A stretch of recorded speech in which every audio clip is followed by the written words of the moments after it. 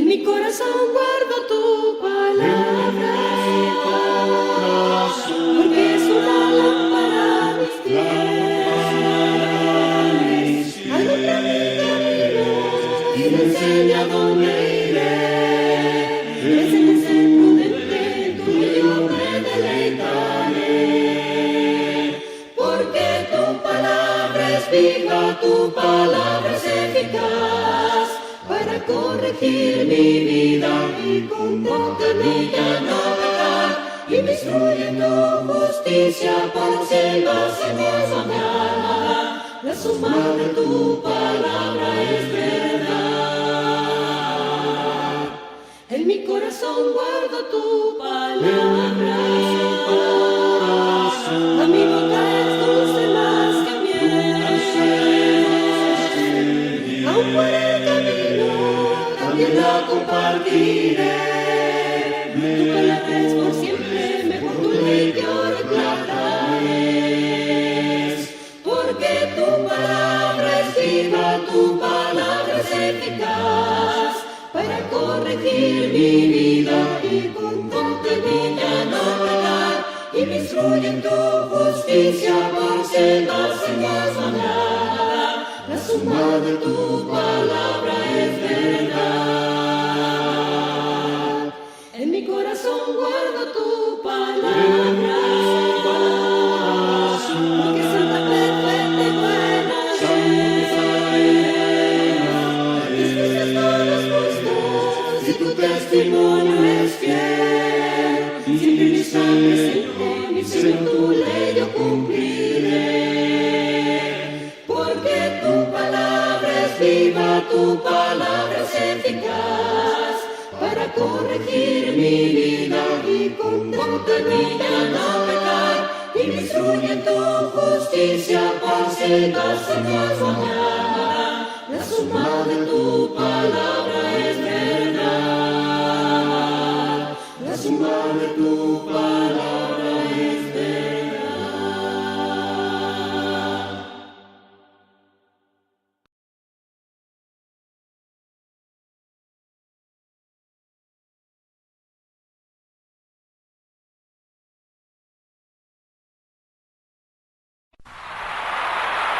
Bienvenido, bienvenido, los hermanos de aquí nos gozamos en decir bienvenido, bienvenido, al volvernos a reunir, bienvenido, bienvenido, bienvenido, los hermanos de aquí nos gozamos. Bienvenidos sean hoy los amados del Señor, al llegar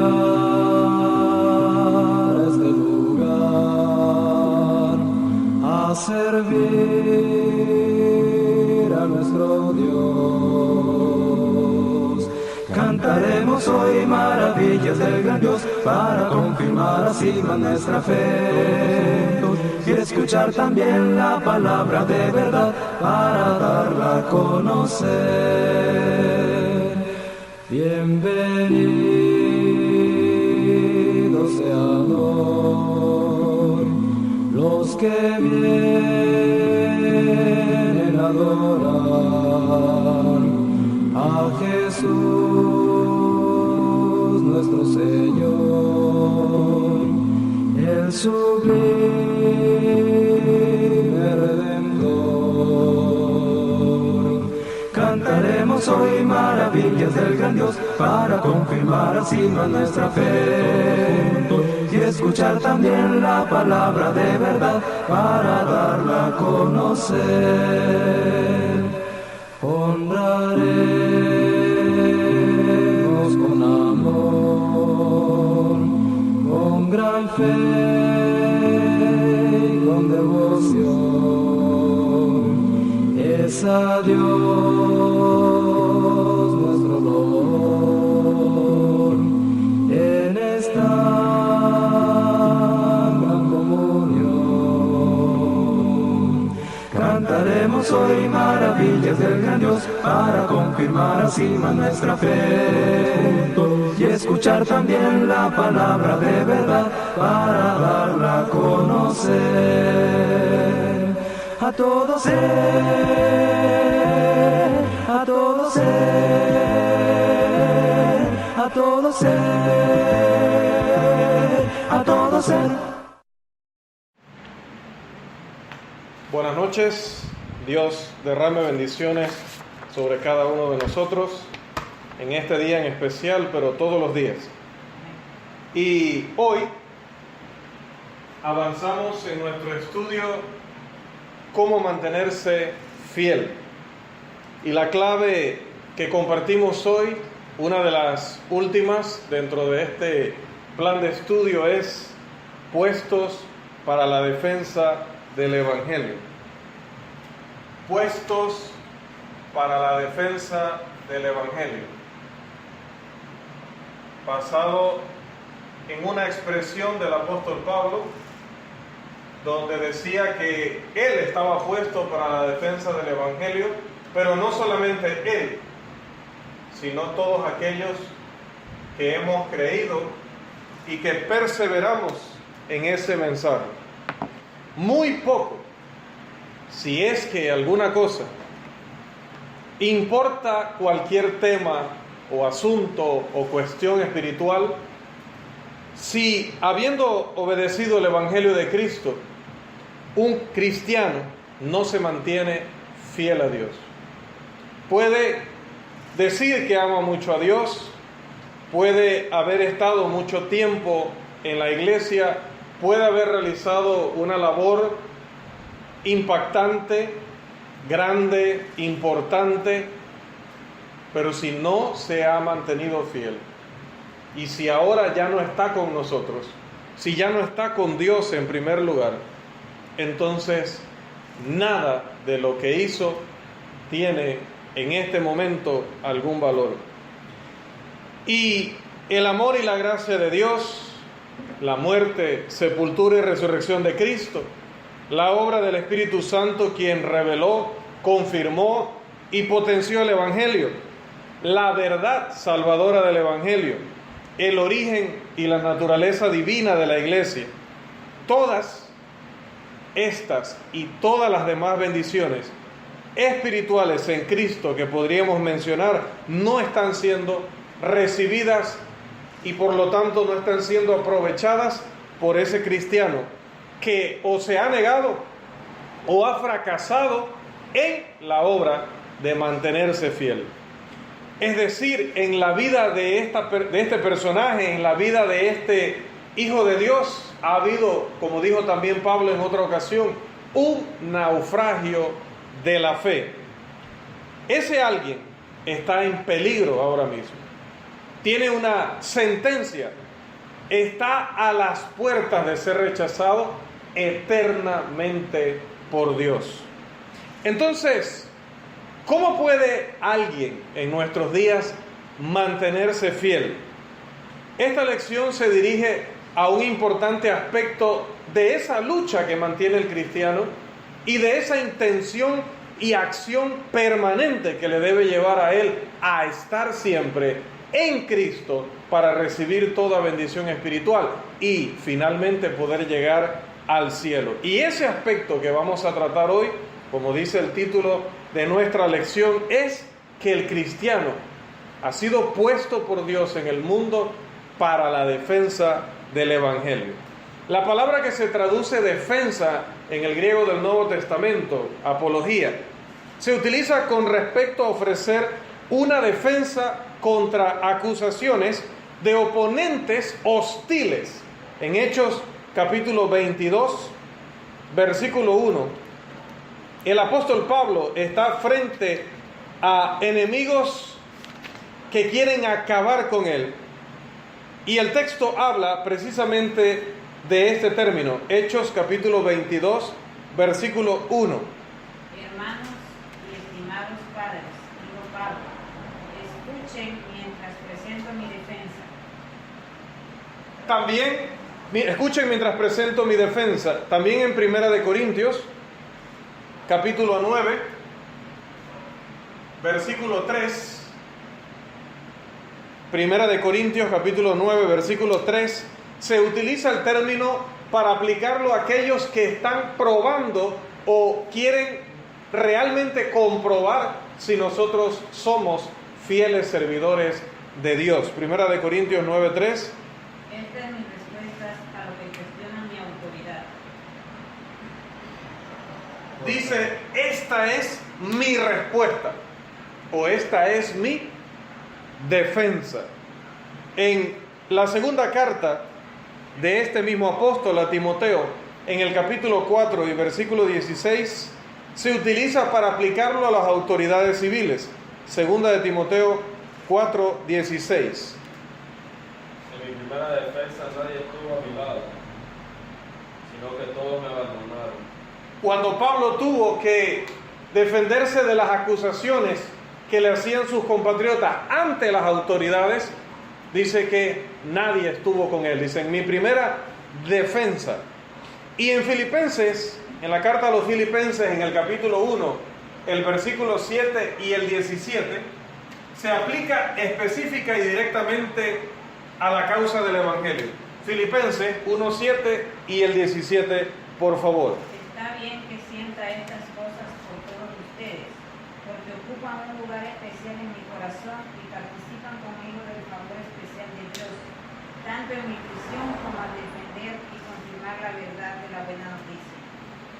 Dice que los filipenses se unían con Pablo o participaban juntamente con Pablo en la defensa del Evangelio. En 1 de Pedro 3:15,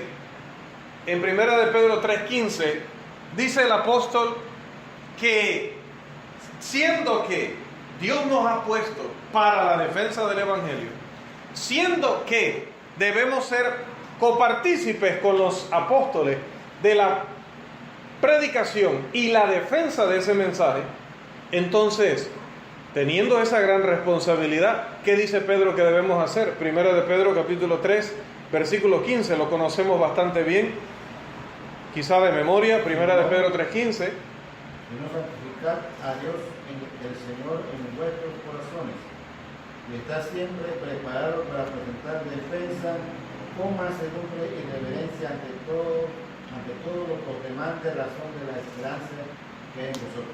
Estando siempre preparados para presentar defensa. Y es la razón por la cual se justifica su presencia aquí.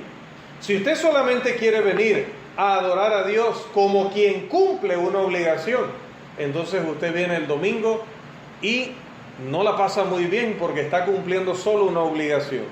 Pero cuando usted entiende que no solo el predicador y el maestro, sino todos, hombres y mujeres, jóvenes y ancianos, están puestos por Dios para defender el Evangelio, pues si a mí me dicen que tengo que defender algo, defender a alguien, entonces eso me dice, y tenemos acá un hombre que está estudiando precisamente cómo defender los derechos de un ciudadano, pues tengo que prepararme. No puedo poner un letrero allá afuera y decir, pues a partir de hoy soy abogado, cualquiera que quiera que lo defienda, que venga acá. Solo poniendo un rótulo allá afuera y que venga la gente. No, primero hay que pasar 3, 4 años o 5, 6 años especializándose para luego recibir una idoneidad, para luego entonces ofertar al pueblo y decir, yo le puedo defender, yo puedo representar su causa. Y si hablamos en la parte física, pues imagínese que alguien esté sufriendo algún tipo de abuso, de bullying, y venga a buscarnos para que le defendamos, pero resulta que no nos podríamos defender ni a nosotros mismos. Si un esposo tiene preocupación porque su esposa llega tarde de la noche a la parada de buses y hay una cierta distancia con su hogar, y si él la quiere proteger o la quiere defender, pues él estará siempre pendiente para que ella no camine sola. Incluso él hasta estará siempre alerta por si aún caminando ellos dos reciben algún tipo de ataque. Cuando alguien te da la responsabilidad, te dice que es tu deber, tu trabajo, defender, entonces te tienes que preparar. Y como el Evangelio es atacado continuamente, el apóstol dice, estén siempre preparados para presentar defensa de la razón que tenemos. Entonces, hermanos, a través de esta lección vamos a ofrecer las siguientes reflexiones en cuanto a este maravilloso tema de ser defensores del Evangelio. En primer lugar, el primer punto de nuestra lección: uno debe conocer, para poder ser un buen defensor del Evangelio, uno debe conocer el Evangelio. Uno debe conocer el Evangelio y valorar su importancia.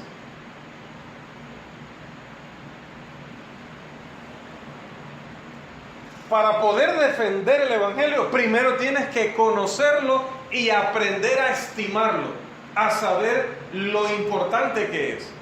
Y cuando hablamos del Evangelio, no podemos pasar por alto ni tardarnos en llegar a uno de los pasajes clásicos que habla acerca de la naturaleza, de lo que es el Evangelio.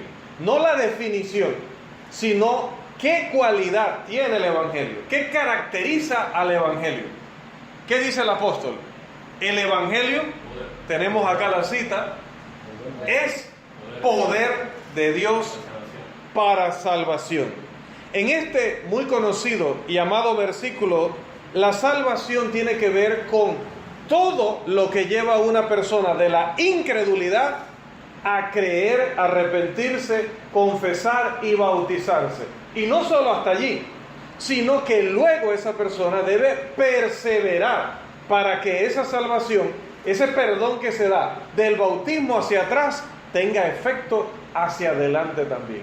Si se mantiene fiel, Dios sigue perdonando sus pecados y sigue este cristiano manteniendo su condición de salvo. Y finalmente, este pasaje, cuando nos habla de salvación, también abarca la salvación en el sentido de cuando lleguemos al cielo y seremos librados de Satanás, de sus huestes, de los enemigos que hay entre nuestros semejantes, del dolor, de la enfermedad, de la guerra, de todo ese mal que nos asedia y que intenta ser una carga tan poderosa que terminemos nosotros de abandonar la religión cristiana, de abandonar la casa de Dios para salir huyendo, porque el mundo, Satanás y muchos factores tratan de demostrarnos que es lo mejor o de convencernos de que es lo mejor.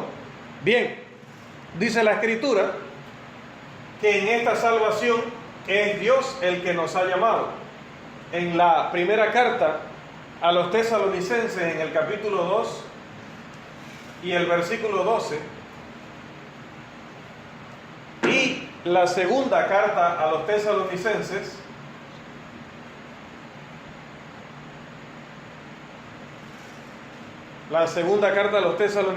capítulo 2, los versículos 13 y 14. Por favor, primera de Tesalonicenses 2:12 y segunda de Tesalonicenses capítulo 2, los versículos 13 y 14. Les rogamos, los alentamos y les insistimos que lleven una vida que Dios considere digna, pues Él los llamó para que tengan parte en su reino y gloria. Nos ha llamado a su reino y a su gloria. Por esto somos elegidos, ¿para qué? Dice la segunda carta, 2, 13 y 14. ¿Para qué somos elegidos? Pero nosotros siempre tenemos que dar gracias a Dios por vosotros, hermanos amados por el Señor, porque Dios os ha escogido desde el principio para salvación, mediante la santificación por el Espíritu y la fe en la verdad. Y fue para esto que Él os llamó, mediante nuestro Evangelio, para que alcancéis la gloria de nuestro Señor Jesucristo. Bien, dice, nos llamó mediante el Evangelio para que alcancemos la gloria. Esta salvación es posible no porque, como algunos enseñan, el Espíritu Santo entre directamente al corazón del que está oyendo la predicación y lo cambie milagrosamente. Decía en una clase, forzadamente, porque si el Espíritu Santo entra al corazón y pone la fe de la persona o en la persona, entonces el Espíritu Santo o Dios está obligando a la persona a pertenecer a su reino y a su gloria. Entonces ya no sería un llamamiento. Ya Dios no estaría llamando. Dios estaría obligando. Pero no es compatible esta doctrina de viene y te coloca milagrosamente la fe y entonces tú crees en Dios. Es decir, no fue de corazón o no fue de tu iniciativa, no fue tu decisión ni tu voluntad, sino que Él milagrosamente cambió tu voluntad.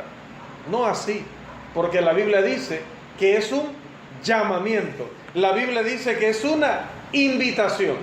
Nos invita a su reino y a su gloria, y nosotros hemos aceptado por nuestra iniciativa y por nuestra voluntad. Bien, entonces, como decía, cuando Romanos 1:16 dice que el Evangelio es poder de Dios para salvación, no nos especifica, pero lo podemos ver a través de la Biblia, que en la salvación hay dimensiones. Específicamente hay 3 dimensiones de la salvación. La primera, como la mencionaba, es la salvación de los pecados pasados. Es decir, los pecados que se dieron, ¿cuándo? La salvación de los pecados pasados se da todo lo que vivimos, todo lo que hicimos y lo que no hicimos. Recuerden que el pecado es omisión u omisión, por lo que hago malo y por lo que no hago bueno. La salvación de los pecados pasados. Pero la salvación, dice el apóstol en 2 de Timoteo capítulo 1, versículo 9, es en tiempo pasado.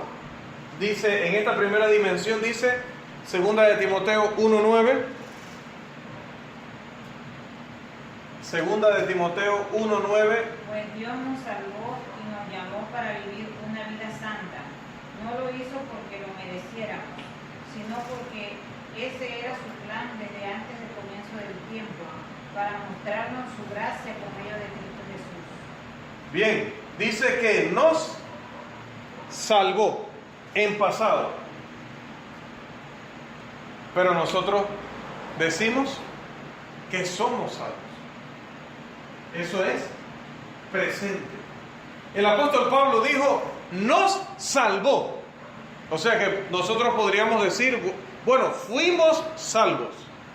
En mi bautismo, Dios me salvó de los pecados pasados. Hasta allí. El efecto llegaría hasta allí. Pero hay una segunda dimensión, una que está en curso ahora mismo, una que nos mantiene en la condición de salvación. Vamos a leer 1 de Corintios capítulo 1, versículo 18 y el 15:2. 1 de Corintios, por favor, 1:18 y 15:2.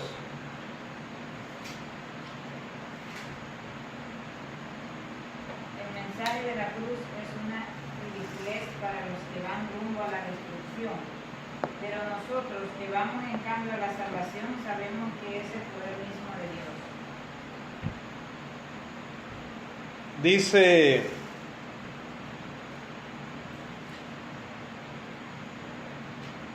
bueno, dice la versión estándar, ¿no? Que el significado de la palabra estamos salvos. En el griego se debería traducir o tiene el sentido de siendo salvados. Estamos siendo salvados. Ya no es una acción que realizó Dios en un momento en el pasado, en la historia, sino que lo está realizando en este momento. Dios me está salvando. Aparte de que ya me salvó, ahora me está salvando. Continúa salvándome. Dice el 15.2 en la versión estándar. Por el cual también sois salvos, si retenéis la palabra que os prediqué, a no ser que hayáis creído en vano. Así es, dice, sois salvos, ¿verdad? Vamos a utilizar un poquito la versión estándar porque estas otras versiones son para aclarar, pero más que todo en una lectura personal.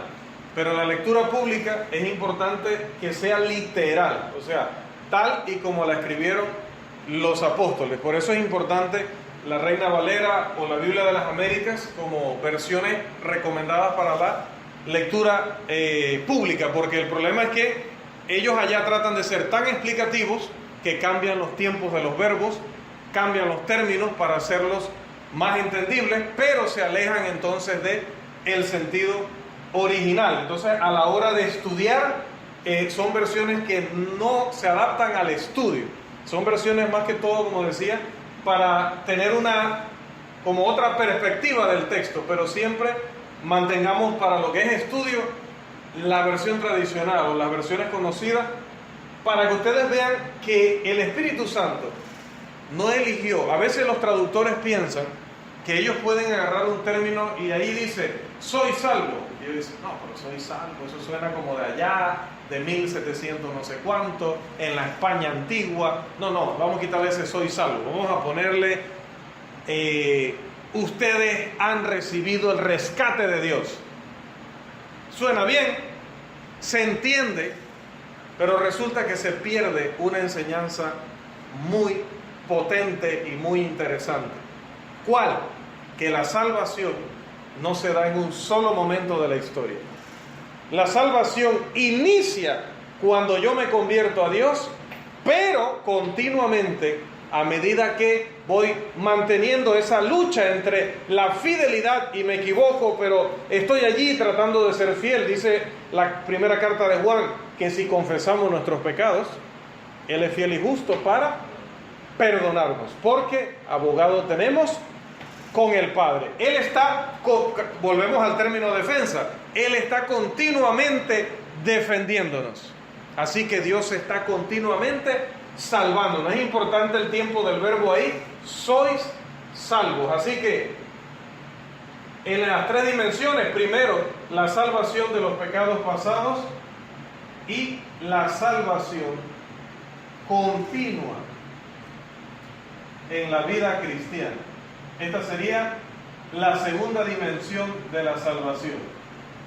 ¿Y qué es lo importante de esto? Lo importante de esto es, como decía, que a veces leemos textos que hablan de la salvación en pasado y textos que hablan de la salvación en el presente, pero no se contradicen, sino que se complementan. Y aquí viene la tercera dimensión. La tercera dimensión es una combinación de ese proceso que Dios realiza en el presente, pero también visualizando el futuro. Vamos a leer, por favor, Efesios capítulo 2, los versículos 5 y 8. Efesios capítulo 2, los versículos 5 y 8. Amén. Aun cuando estábamos muertos en nuestros delitos, nos dio vida juntamente con Cristo. Por gracia habéis sido salvados. Porque por gracia habéis sido salvados por medio de la fe. Y esto no de vosotros, sino que es don de Dios. Dice el primer texto, el versículo 5, habéis sido salvados. Nosotros no lo podemos, vuelvo al tema de las traducciones, no lo podemos notar en la versión en español, pero en el original esas dos expresiones son distintas. En español parecen idénticas, habéis sido salvados, pero una tiene que ver con lo que sucedió en el pasado. Habéis sido salvados cuando Dios les perdonó sus pecados en el momento del bautismo. Y la otra frase en el versículo 8 implica que habéis sido salvados, pero con una proyección hacia el futuro. Las tres dimensiones de la salvación: salvación de los pecados pasados cuando nos bautizamos, salvación continua en la vida cristiana a medida que nosotros nos ponemos en paz con Dios cuando fallamos y estamos buscando ese proceso de santificación, ese proceso de cumplir con la voluntad de Dios. Y la salvación futura, que tiene que ver, como decíamos, con ese rescate final. Dios, en la persona de Jesús, regresa a esta tierra para rescatar a su pueblo, para llevárselo y alejarlo del dolor, del pecado, de Satanás, de los enemigos que son algunos de ellos nuestros semejantes, de la falsa doctrina, de todas las cosas que nos rodean y, como decía, tratan de llevarnos por un camino erróneo. También el apóstol dice que ese efecto continuado es el que nos permite a nosotros decir que en este momento somos salvos. Recuerdo que preguntaba a un hermano en una ocasión, en un estudio, ¿cuántos de los que están aquí se consideran salvos? Y se formó aquella discusión, y dentro de la discusión algunos decían, pero es que yo no puedo decir eso no me toca a mí no me toca decir que yo estoy salvo en este momento, eso lo sabe solamente Dios. Pero como dice el hermano Roberto, la Biblia dice que nosotros estamos siendo salvados como un proceso continuo. Dice, yo sé que Dios me salvó cuando me convertí, pero ahorita mismo no lo sé. Pues entonces, qué vida cristiana más terrible y miserable la que vive alguien que por más que hace el bien y por más que se abstiene del mal, no puede saber si lo que está haciendo vale la pena, hasta que llega un juicio final en el que no tendrá oportunidad de ensayo y error, de decir, no iba bien, listo, ahora voy a corregir el curso. No, ya en ese momento no se puede. Qué injusto sería Dios si no nos podría dar hoy la seguridad de que estamos gozando de la salvación en Cristo. Pero sí lo hace a través de estos pasajes que tenemos aquí, sobre todo en esta lista, esta segunda lista de acá. Dios nos está enseñando que siempre nos está salvando, que en un momento que fallamos, que cuando nos alejamos de Él, cuando decidimos hacer nuestra voluntad, ponemos en riesgo nuestra alma. Decíamos, estamos en riesgo de ser rechazados eternamente por Dios. Pero por otro lado, están estos pasajes que dicen que abogado tenemos para con el Padre y que si confesamos nuestros pecados, Él es fiel y justo para perdonarnos. Y cuando nos perdona, nos está salvando una vez más. ¿Ven? Por eso Primera de Pedro, en la primera carta que el apóstol Pedro escribe a los hermanos judíos en la dispersión, Primera de Pedro, capítulo 1, versículo 9, dice lo siguiente. Primera de Pedro, capítulo 1, versículo 9. Por favor. Obteniendo como resultado de vuestra fe la salvación de vuestras almas. Obteniendo como resultado. Mire, si nosotros fuimos salvos una sola vez, ¿cómo dice Pedro que la fe nuestra ahora va a obtener como resultado la salvación? La va a obtener. Entonces, por eso decía que si uno no entiende que la salvación tiene 3 dimensiones, entonces piensa que estos textos se están contradiciendo, o simplemente al final dice, bueno, no sé, estoy confundido y no entiendo, no sé si me salvó, si me está salvando, si me salvará, no sé en qué momento pasa realmente eso, porque encuentro uno que dice una cosa y encuentro otro que dice lo otro.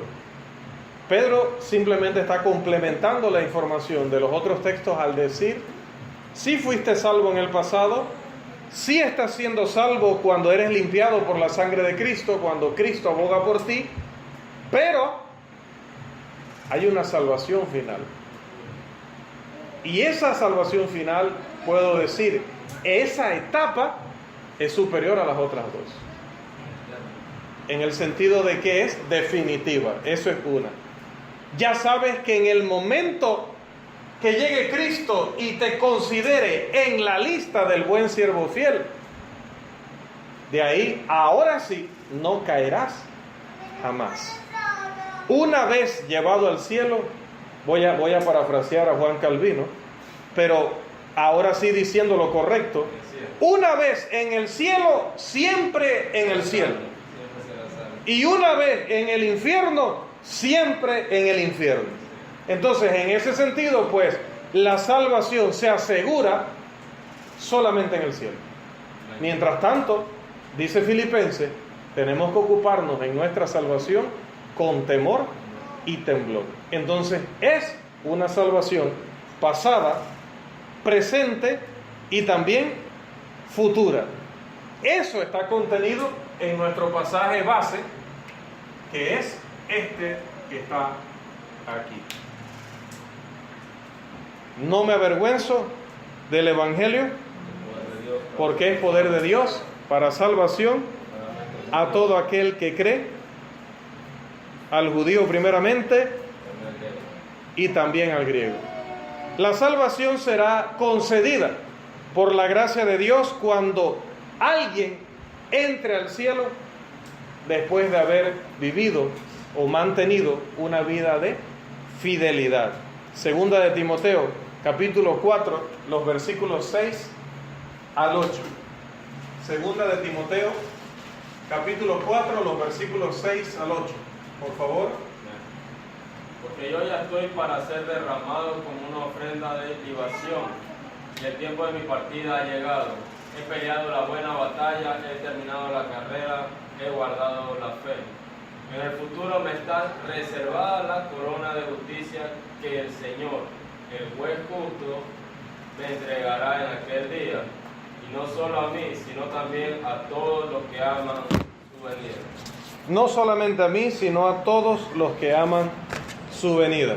La salvación es concedida en el bautismo, en la conversión, pero Dios tiene reservada una salvación final, definitiva, que solamente le dará a aquellos que, como dice 2 de Timoteo 4, hayan peleado la buena batalla, hayan guardado la fe, se hayan mantenido hasta el final y puedan decir, mire cómo Pablo hablaba, ya lo que me queda reservada es la corona. Y era Pablo impecable en el sentido de no cometer ningún pecado, de no cometer ningún error, definitivamente que no. Era un ser humano como usted y como yo, al que a veces había que abofetear. Pero a pesar de eso, él sabía que había vivido una una carrera cristiana, que su existencia en esta tierra había tenido un peso espiritual de tal calibre, de tal importancia, que él podía decir, pues, he cumplido. Y si ahora soy ejecutado como consecuencia de mi fe, yo sé lo que me espera. El cristiano puede y debe estar seguro de su salvación. Por eso me preocupan aquellos que dentro de esa discusión, en ese lugar y quizás en otros lugares, digan, pues no lo sé, no sé si estoy salvo. Porque lo que no sé de esa respuesta es, si no lo saben porque no lo han estudiado, o no lo saben porque sus vidas no están a la altura, entonces no sienten que tienen nada que esperar, porque no están ofreciendo ni están sembrando ahora mismo absolutamente nada. Porque si estás sembrando, vas a cosechar lo que siembres. Si estás sembrando una vida de fidelidad, debes cosechar la corona de vida. Si tienes duda de que vas a cosechar la corona de vida, entonces lo contrario es cierto. No estás sembrando, no estás actuando ahorita mismo dentro de la fidelidad. Bien, decíamos, en primer lugar, uno debe conocer el Evangelio y valorar su importancia para convertirse en un defensor del Evangelio. En segundo lugar, uno debe conocer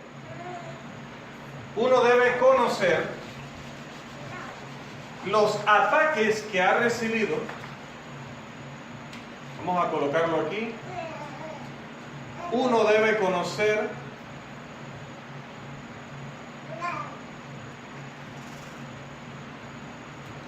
los ataques que ha recibido el Evangelio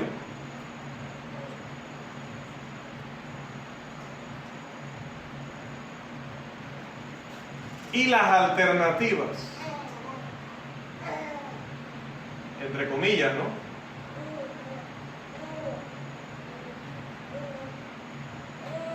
Las alternativas que intentan reemplazarlo.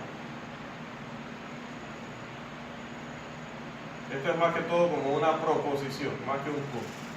Uno debe conocer los ataques que ha recibido el Evangelio y conocer las alternativas que han intentado reemplazarlo. Muchos versículos alertan a los cristianos acerca de el peligro de defender o de aceptar doctrinas y prácticas que sean contrarias al Evangelio.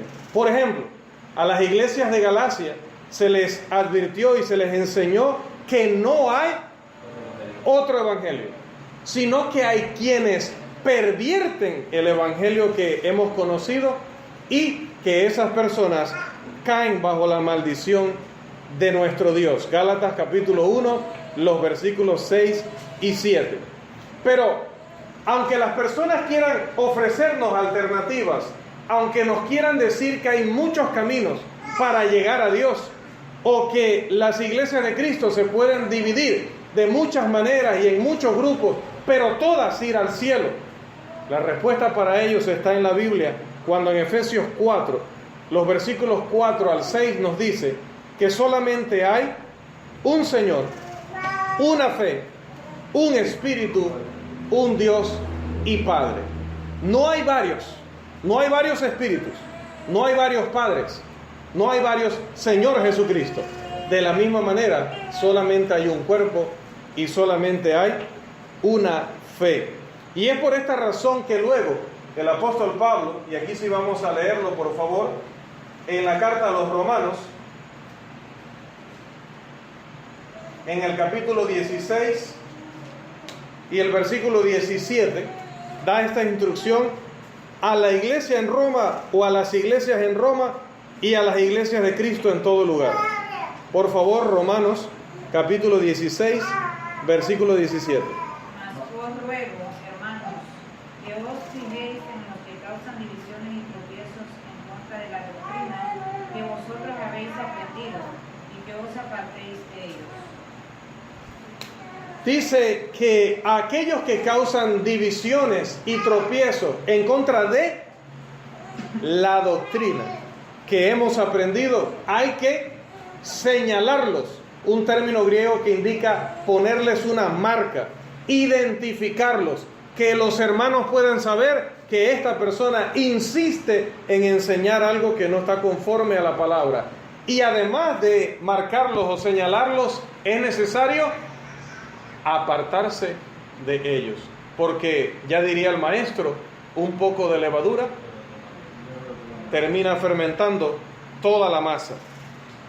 Y es que la ley de Dios, hermanos, no solamente se hizo para contrarrestar a los homicidas, a los transgresores, a los rebeldes, a los mentirosos, a los que practican hechicería, a los que practican todo tipo de inmoralidad, sino que en la primera carta que el apóstol Pablo escribe a Timoteo, en el capítulo 1 y los versículos 9 y 10, dice que la ley de Dios fue escrita y la ley de Dios está en nuestro poder para corregir, reprender, refrenar toda cosa, dice cualquier cosa que es contraria a la sana doctrina. Primera de Timoteo, capítulo 1, los versículos 9 y 10.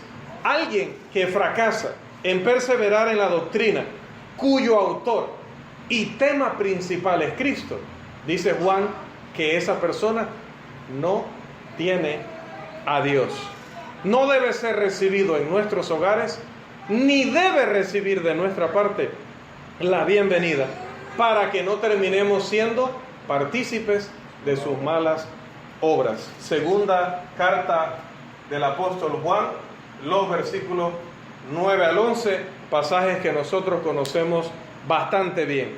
Estos y otros versículos nos advierten con anticipación del peligro inminente de pensar, de llegar a creer en aquellos que nos invitan a hacer cambios drásticos en la organización, en la adoración, en el evangelismo, en la predicación de la palabra, en la obra que la iglesia hace a través de la benevolencia y en todo y cada aspecto de la obra cristiana, incluso en nuestra vida personal. Personas que ahora vienen a decirnos que nosotros podemos participar de las bebidas alcohólicas y para eso no hay ningún problema. Personas que dentro de la iglesia ahora vienen a decirnos que no hay nada en la Biblia que prohíba que una pareja se una en una relación sin matrimonio de por medio, sin un contrato nupcial, siempre y cuando lo hagan para convivir indefinidamente. Así vienen hoy a decirnos que si un hermano se ha casado y divorciado en muchas ocasiones, pues no hay problema, porque cada vez que se ha casado, el matrimonio anterior ha sido disuelto y borrado en la presencia de Dios, y el válido es el último que tienen. Bastante cómodo y bastante inmoral también. Las muy conocidas también y ampliamente difundidas doctrinas de la fe sola, de que el bautismo no es esencial para la salvación, que la Iglesia de Cristo no es más que una secta o una denominación más, que el Espíritu Santo actúa directamente en el corazón y no solo por medio de la palabra, para convertir a los pecadores y para hacer que los cristianos sean espirituales, que la música instrumental en la adoración es aceptable ante Dios y que el Espíritu Santo nos revela todavía hoy palabra de Dios y muchas otras doctrinas más. La Biblia nos advierte que el que haga caso de estas cosas, así vengan de un apóstol, de un ángel del Señor, no solamente el que predica será anatema, sino que aquel que le oye y le imita va a perder su salvación. Recuerda el texto de la clase anterior, primera de Timoteo 4:16, porque haciendo esto te salvarás. Ten cuidado de la doctrina, de ti mismo y de la doctrina, porque haciendo esto te salvarás a ti mismo y a los que te oyeren. Y siempre les digo, vea la situación inversa. Y si no te cuidas a ti y no cuidas la doctrina, te perderás tú y se perderán también los que te oyeren. Esa es la tragedia del maestro. Saber que cada vez que toma el púlpito, saber que cada vez que abre la Biblia, saber que cada vez que abre su boca para compartir palabra de Dios, está haciendo una de dos cosas. Si lo está haciendo bien, si lo está haciendo fielmente, está salvándose él y ayudando a la salvación de su audiencia. Pero si no se preparó bien, si no está explicando las cosas como son, si está leyendo un material que está lleno de falsedad y no le ha pasado el filtro de la palabra y así lo ha traído a la iglesia, lo ha creído primero y ahora lo está enseñando, esa persona se está perdiendo a sí mismo y está perdiendo el alma de todos los que le escuchan. Los cristianos que defienden el Evangelio de Cristo deben conocer al dedillo, deben conocer la base, el fundamento de cada una de las cosas que practica la iglesia y que cree la iglesia. No es posible que después de años de estar en el cuerpo de Cristo, nosotros no seamos capaces de explicar a otras personas por qué creemos lo que creemos y practicamos lo que practicamos. Sobre todo cuando alguien viene con algún tipo de supuesto argumento a tratar de contradecir o de discriminar lo que hacemos o lo que creemos. Siempre, 1 Pedro 3:15, el cristiano, no el maestro ni el predicador solo, el cristiano debe estar siempre preparado para presentar defensa ante todo aquel que demande razón de la esperanza que hay en él. Y por eso digo siempre, tenemos tantos medios hoy, hermano. Tenemos en primer lugar la Biblia impresa, lo que no tenían los cristianos del primer siglo. Tenían que cargar los textos aquí en la memoria. Imagínense, y a nosotros se nos asigna uno cada domingo y venimos con problemas, y a veces no me lo aprendí. Y los cristianos del primer siglo tenían que permanentemente cargar la palabra allí porque los cuestionaban. La gente constantemente los cuestionaba por qué creían esto o aquello. Porque tenemos estudios bíblicos impresos para que estemos repasando constantemente la enseñanza. Porque tenemos medios audiovisuales, tanto acá en la congregación como en las redes, para que sigamos investigando y escudriñando y perfeccionando nuestro conocimiento. Si la Biblia nos ha dicho, si Dios nos ha encomendado la defensa del Evangelio, entonces, como ese hermano mayor que sabe que están maltratando a su hermanito, como ese esposo que sabe que su esposa va a caminar un trayecto peligroso, como ese padre que está pendiente de que su hijo no reciba influencia de gente que lo pueda llevar en el futuro a la cárcel o a la muerte, cuando a mí me asignan la responsabilidad de ser un defensor, como los abogados, entonces eso me dice a mí que yo me tengo que preparar, que tengo que aprovechar la Universidad de Cristo para graduarme en defensa del Evangelio. Si yo no valoro, si yo no conozco, porque para valorar tengo que conocer primero, ¿no? Así nos enamoramos, ¿no? Eso de enamorarse a primera vista, no. Me encantó a primera vista, me cautivó a primera vista, pero enamorarse, no. Se enamora cuando comienza aquel trato, aquel compartir, y usted encuentra esas cosas que le convencen, cada uno a su manera, ¿no? La soga puede ser de muchos colores, pero es cuando se conocen. En la Biblia igual, podemos decir que la iglesia es buena, que la doctrina es buena, pero es cuando la estudiamos, cuando la conocemos, cuando la dominamos, que la amamos más. Hágalo para que vea. Y es el motivo por el cual, hermanos, nosotros trabajamos y luchamos cada día por traerle aquí palabra de Dios. Tratamos de no improvisar, tratamos de no traerle cualquier cosa, cualquier meditación, tratamos de que usted se vaya de aquí aprendiendo algo. Pero es porque nosotros somos estudiantes, nosotros mismos somos estudiantes. Y pasamos días y muchas horas preparándonos para venir aquí y defender la verdad. Pero el resultado de esto debería ser que todos los que estamos acá también estemos preocupados por absorber y retener este conocimiento. Porque no se retiene solo con los oídos, olvídese de eso. No se retiene con los oídos.